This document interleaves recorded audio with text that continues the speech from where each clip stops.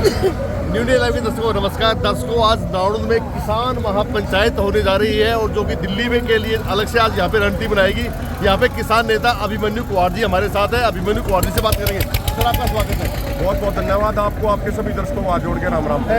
ये बताओ जी, जो रैली की जा रही है किस पर्पज के लिए की जा रही है? 13 फरवरी को देश का अन्नदाता, देश का मालिक किसान आर पार की लड़ाई का मन बना चुका है। 13 फरवरी को देश भर के लाखों किसान दिल्ली की तरफ कूच करेंगे अपने ट्रैक्टर ट्रॉलियों के साथ 6-6 महीने का राशन लेके। तो उसके लिए बड़े बड़े प्रोग्राम हो रहे हैं। पंजाब में 3 बड़ी बड़ी महारैली हुई। कल फतेहाबाद में 4000 ट्रैक्टरों का मार्च हुआ। आज यहाँ पे हिसार के नारनौंद में बहुत बड़ी महारैली होने जा रही है, जिसमें देश भर से किसान नेता पहुंच चुके हैं। हरियाणा के तमाम नेता आ रहे हैं, हमारे पंजाब से लीडरशिप आ चुकी है, कर्नाटका से, उड़ीसा से, तमाम जगह से किसान नेता आ चुके हैं। और यहाँ पे कैसे हमें 13 फरवरी को चलना है, अगर सरकार बैरिकेड लगाती है तो कैसे बैरिकेड तोड़ने हैं, कैसे उनको पार करना है, सारी रणनीति का, मुद्दों का, तमाम जो किसान मजदूरों की मांगे हैं उन पर सबको जागरूक करने का काम आज यहाँ पे किया जाएगा। पुलिस आपको रोकने की कोशिश करेगी कि आप दिल्ली में ना घुस सको, क्योंकि पहले जो किसान आंदोलन 1 साल तक चला था, पुलिस कहीं ना कहीं उसमें कामयाब नहीं हो पाई थी। किसान आते 1 साल तक में रहे। अब की बार क्या अपनी रणनीति बनाई है कि आप दिल्ली में पहुंच जाओ? देखिए, पिछली बार भी पुलिस ने अपनी पूरी ताकत लगाई थी, अब की बार भी लगा ले, कोई दिक्कत नहीं है। पुलिस गोली चलाना चाहती है, गोली चला ले। पुलिस लठ बरसाना चाहती है, लठ बरसा ले। पुलिस आंसू गैस के गोले छोड़ना चाहती है, वो छोड़ ले। हम शांतिपूर्ण आंदोलन लड़ने वाले हैं, मजबूती से आगे बढ़ेंगे। अगर कुर्बानी देनी पड़ी तो सबसे पहले अब की बार लीडरशिप कुर्बानी देगी, किसान नेताओं की लीडरशिप, और हम आगे बढ़ते जाएंगे। देखिए, दिल्ली अकेली राजनेताओं की नहीं है, दिल्ली अकेली भाजपा और कांग्रेस वालों की नहीं है, दिल्ली देश के अन्नदाता की है। जो 7 रेस कोर्स जो बना हुआ, जहाँ प्रधानमंत्री मोदी जी रहते हैं, या उससे पहले डॉक्टर मनमोहन सिंह जी जहाँ रहते थे, वो किसानों की जमीन पे, मालचा गांव के किसानों की जमीन पे बना है। तो दिल्ली देश की राजधानी है, दिल्ली हमारी भी राजधानी है। अगर सरकार हमें दिल्ली आने से रोकेगी तो जहाँ बैरिकेड लगाएगी वो बैरिकेड तोड़े जाएंगे, जहाँ पुलिस रोकेगी फिर रोड जाम होगा। अगर बात करें 3 काले कानूनों की, प्रधानमंत्री जी वापस ले चुके हैं। अब मुख्य मांगे क्या आपकी? सबसे पहली मांग है, सरकार एमएसपी पे फसलों की खरीद की गारंटी का कानून बनाए। सरकार स्वामीनाथन आयोग के C2 + 50% फार्मूले के अनुसार एमएसपी घोषित करे। किसानों के, मजदूरों की पूर्ण तौर पे कर्ज माफी करी जाए। जो लखीमपुर खीरी में जो हमारे किसान शहीद हुए, जो घायल हुए, उनके साथ न्याय किया जाए। इन तमाम मांगों को लेकर सबसे बड़ी जो हमारी और मांग है, जिसपे हमने परसों उसको मजबूती के साथ उसको थोड़ा रखा है, जो हमारे मजदूर भाई हैं, मजदूरों को 700 रुपये प्रतिदिन मनरेगा के हिसाब से दिहाड़ी दी जाए। साल में 200 दिन का उनको रोजगार दिया जाए और मनरेगा को खेती के साथ जोड़ा जाए, जिससे मजदूर को भी आसानी हो और किसान को भी आसानी हो। जैसे 13 फरवरी से पहले किसान नेता को गिरफ्तार कर लिया गया, तो किसकी अगुवाई में जाएंगे? हर किसान हमारा नेता है। गिरफ्तार करना चाहे, फांसी तोड़ना चाहे, गोली चलाना चाहे, जो करना चाहे ये कर सकते हैं। किसान अब की बार रुकेगा नहीं। और एक बात मैं सरकार से हम कह देना चाहते हैं, 13 फरवरी को दिल्ली कूच है। आचार संहिता मार्च में लगने वाली है। या तो सरकार आचार संहिता से पहले उन 13-14 दिनों में हमारी मांग मान ले, नहीं तो इस चुनावों में सरकार की 13वीं करवा के सरकार की विदाई हो। जैसे 13 तारीख को आप दिल्ली जा रहे हैं, दिल्ली में कहाँ पे आपने अपना पड़ाव डालना है?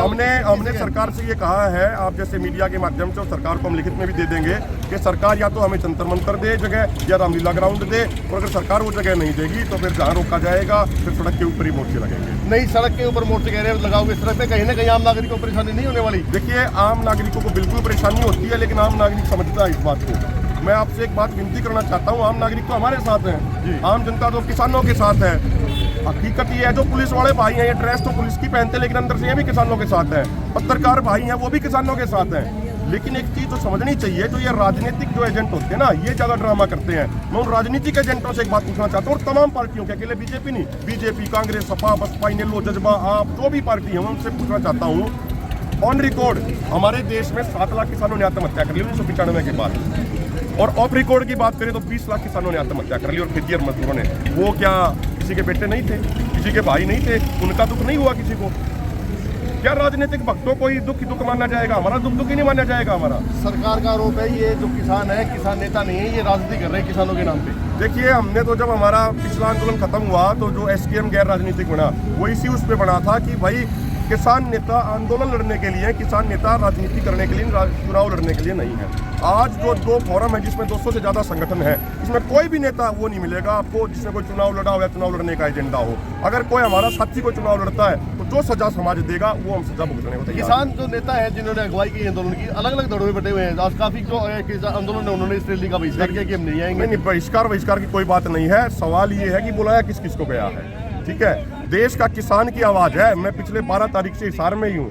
तमाम सोनीपत, पानीपत, रोहतक से काफिले बड़े बड़े आ रहे हैं। किसानों की गांव-गांव में एक हुंकार है कि भाई अब की बार आर पार की लड़ाई लड़नी है। कोई राजनीति चुनाव की बात नहीं होनी चाहिए, कोई कुछ नहीं होनी चाहिए। जो चुनावी राजनीति करते हैं उनको बिल्कुल साइड लाइन रखो, किसानी की लड़ाई लड़ो। और किसान उस पर सहमत है पूरे तरीके से। जो नेता मान लीजिए जो नहीं है वो भी हमारे लिए मान सम्मान के योग्य हैं। हमने एक 6 मेंबर की कमेटी बना रखी है। जो हमारा 250 संगठनों का जो ये फोरम है उसके जो रूल रेगुलेशन है, उन रूल रेगुलेशन को जो संगठन स्वीकार करेगा वो सादर आमंत्रित है। जहां तक बात रही हमारे ऑर्गेनाइजेशन की, हमारा हर कार्यकर्ता, हमारा हर किसान भाई सेवा करेंगे हम। अगर हमारी ड्यूटी दरी बिछाने में लगाई जाएगी तो हम दरी बिछाएंगे, हमें माइक और मंच का कोई शौक नहीं है। तो इसलिए वो जो 6 मेंबर का एक जो कमेटी बनी हुई है वो तमाम जो साथी अभी इसमें नहीं है उनसे भी बात कर रहे हैं। लेकिन हाँ, रूल रेगुलेशन पे जो सहमत होगा, जो इस बात पे सहमत होगा कि चुनावी राजनीति से दूर रह के आंदोलन लड़ेंगे, उनको सबका स्वागत है। पीछे जो आंदोलन चला था 1 साल तक, इसमें कहा था कि बाहर की फंडिंग हो रही है, जो पैसा है बाहर से आ रहा है, तो अब की बार के लिए जो पैसा है वो कहाँ से आएगा? सरकार ने NIA की, CBI की, रॉ की, IB की, लोकल CID की, स्पेशल सेल की सबकी जांच करा ली हमारी। सरकार को कुछ नहीं मिला। खाली बात कहने से राजनेता भाषणबाजी कर देते हैं, उनका कोई अर्थ नहीं है। भाई मैं गारंटी देता हूं आपके माध्यम से, आपको इतना लोकप्रिय चैनल, मैं चैलेंज करता हूं सरकार को आपके माध्यम से, 1 पैसा बाहर से आया हुआ दिखा दे हमारे पास। जो सजा समाज देगा, जो सजा सरकार देगी, वो भुगतने को तैयार है। लेकिन खाली ये बयानबाजी, ये हो गया वो हो गया, देखो जुबान के आगे खुली मैदान है सबके, कुछ जो कहना चाहे वो कह सकता है, लेकिन साबित करके दिखाओ जब बात करें। 13 फरवरी के लिए आखिरी कमेंट आपका? 13 फरवरी को आर पार की लड़ाई होगी। कोई बीच का रास्ता नहीं निकाला जाएगा, क्योंकि जो लीडरशिप अब की बार है वो बीच का रास्ता निकालने वाली नहीं है। वो बीच का रास्ता निकालने वाले कोई और होंगे।